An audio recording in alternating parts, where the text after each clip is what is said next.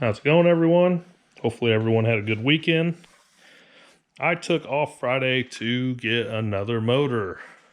Now, I already tore down the old one. Got all the intake parts, timing parts. The rods and pistons are over there.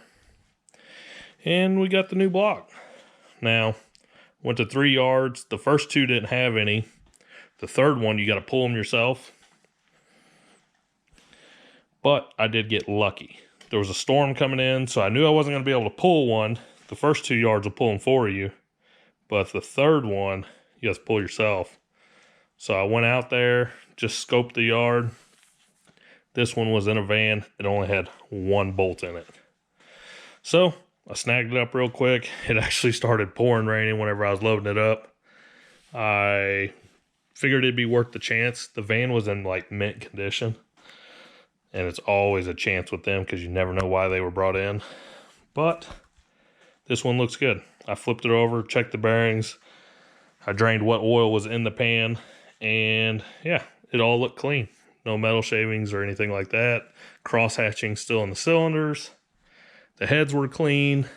But whenever I was inspecting the heads, the seats had a little bit of pitting. So I went ahead and re-lapped them. And I had to put the SuperTech springs and retainers in there anyways. So I already had it tore down. We're going to go ahead and put new valve seals in there. Clean everything up. I already have one of the heads done. But I figured before I really started on the second one, or started reassembly, I would stop, take a video, show you where I'm at, prove I'm not just sitting around crying. But I'm going to go ahead, get this head done tonight, and then tomorrow we'll start on the block and getting it tore down, put new rings, bearings, rods, all the timing stuff, basically everything like that. We're going to get all that new, freshened up. And then hopefully this weekend, we'll get it back in the Del Sol, get some break-in miles on it.